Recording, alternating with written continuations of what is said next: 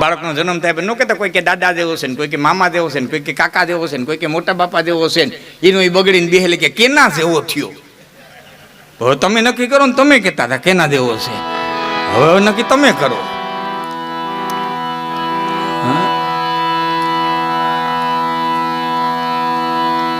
તો પરંપરાની માલિક પર આવે તો મારી જે પરંપરા શક્તિ ઉપાસનાની આપણી, હા, રામદેવજી મહારાજ તો પાઠમાં બેહવા વાળા વ્યક્તિ.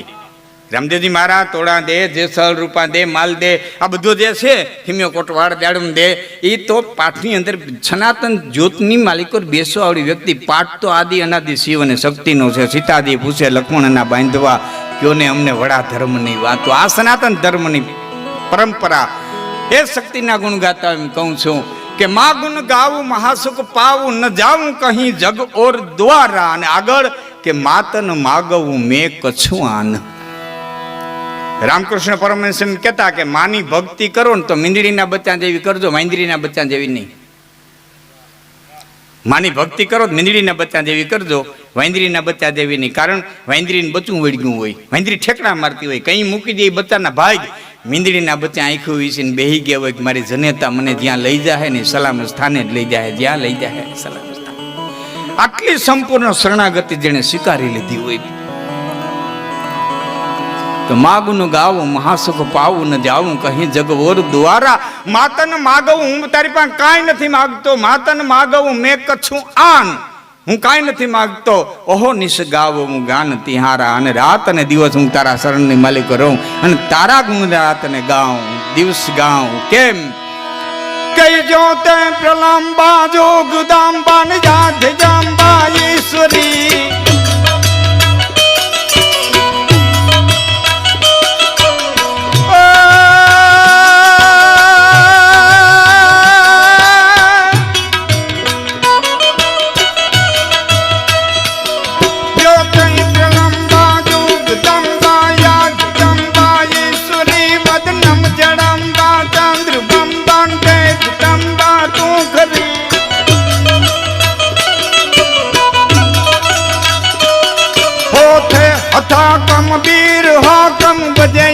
કમ ગમણી જગમાય પર તો દીઠ જાહર રાસ આવડ રમણી. મારી રાસ આવડ રમણી.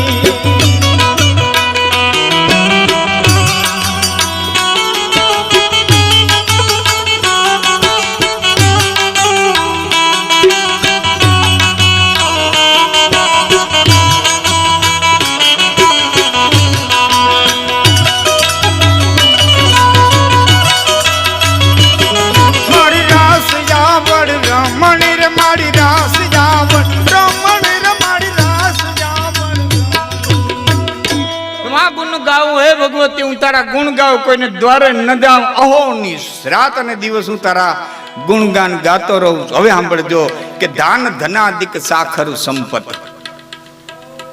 દાન ધનાદિક ધન સાખ. આખા દિવસમાં માણસે 3 માંથી એક વસ્તુ કમાવી જોઈએ. જાતિન વિદ્યા ધન અરુ યશકો લાભ ન હોય તો વિદુર કહે ધૃતરાષ્ટ્ર કો વંધ્ય કાલ હે સોઈ.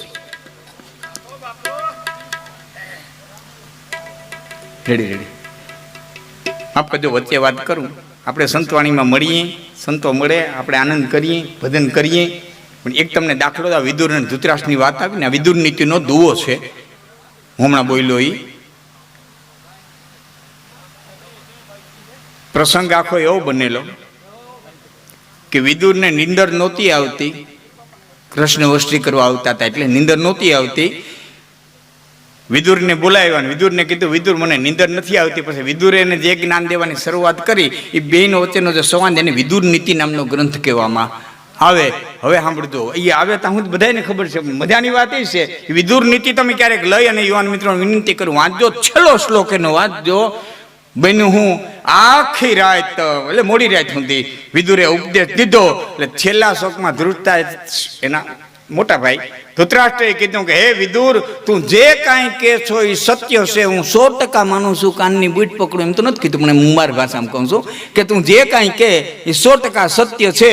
પણ દુર્યોધન મારા સામો આવે છે ને તે બધું જ્ઞાન મારું રેતીન માલિકો ડટાઈ જાય છે, માટે મોડી રાત થઈ ગઈ છે, હવે હુઈ જા, હવે હુઈ જા. હું અન્ય કીધું રાત આખી બોલો લ્યો. એમ આ બધી જ્ઞાનની વાતો થાય, તમારા ને મારા સામો હવારથ આવે ને તે બધું જ્ઞાન હળેલાટી કરીને દરિયાને તરીએ વહી જાય. તો હવારથ ન આવ્યો હોય ત્યાં જેવો હવારથ આવ્યો નથી. હા, અકબરે બિરબલને કીધું તો મીંદડા પહેર્યા. મહારાજ મીંદડા નો પર પાયરા કે જોવા દો હાલ જમવા. બે જમવા બેઠા, બે મીંદડામાંથી એક એક મીણબત્તી મૂકી. થોડી વાર અકબર વખાણ કરે, દેખ બિલ્લા દેખ, બિરબલ દેખ બિલ્લા દેખ. બોતા થાય મહારાજ, બોતા થાય. એમાં હરદેવ પોલે જમણવાર પહોંચ્યું તો અકબરને ખબર ન પડે. આવું બીનું ન હોય, પણ આપણે સમજાવવા માટેની ઘટના છે. અકબરને ખબર ન પડે એમ ખીચામાંથી સાની મુની ઊંધેડી કાઢી અને બિરબલે મૂકી અને બે મીંદડા થારીઓ ઠેકીને ઊંધેડી વાહે ગયા.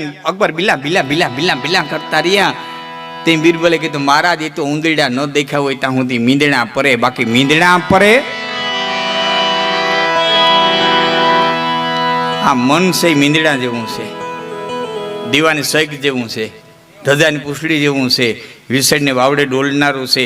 આને તો કોઈ સદગુરુના ચરણને ખીલે બાંધી દીધું રે, બાકી ન કરે. આ મીંદડા પરે, આ મીંદડા પરે. તો દાન ધનાદિક સાખરું સંપત. આ દિવસની માલિક ઓર વિદુર એમ કે છે કે આખા દિવસમાં 3 માંથી એક વસ્તુ કમાવી જોઈએ. જાદિની વિદ્યા ધન અરુ યશ કો લાભ ન હોય તો વિદુર કહે ધૃતરાષ્ટ્ર કો વંધ્ય કાલ હે સોય. આખા દિવસમાં માણસે થોડીક વિદ્યા કમાવી જોઈએ, કમાવી જોઈએ, કમાવી જોઈએ. વિદ્યા કમાવાનો સમય ન હોય તો થોડુંક ધન કમાવવું જોઈએ. માયા મોટી નેગણી નીંડા પોતાના ખાય, એમાંથી કોઈ ઉગરે મોટો મણિધર કહેવાય. ત્યાં સન્યાસી હાટું છે, સંસારી હાટું નથી. આપણે કમાવવું જોઈએ. આપણે માયા મોટું નેગણી નીંડા ખાઈએ, આપણા માટે નથી. હા, એ સન્યાસીના ધર્મ છે. આપણે કમાવવું જોઈએ. ધન છે તો ધર્મ કરીએ. શરીરમાંથી ઉતરી બાંધી રખડતા તો શું કરશો? ધન છે તો ધર્મ થાય, ધન છે તો મંડપ થાય, ધન છે તો તમે પાઠ પ્રસાદી કરી શકશો. બાપુ, સંન્યાસ આશ્રમ હોય, વાનપ્રસ્થ આશ્રમ હોય કે બ્રહ્મચારી, પેલો બ્રહ્મચારી હોય, વાનપ્રસ્થ હોય, સંન્યાસ હોય, કોઈ પણ આશ્રમ હોય, 4 માંથી બપોર થાય એટલે ગ્રહસ્થીને ગોતવો પડે. આ ડબરીને દેવું હું 4 આશ્રમ ગ્રહસ્થાશ્રમ માથે જ નભે છે બાપા. ગ્રહસ્થાશ્રમ માથે જ નભે છે. એટલે ગ્રહસ્થ શું મારના ધર્મ જુદા છે, સંન્યાસીના જુદા છે. સંન્યાસી એનું કામ કરવા દેવું.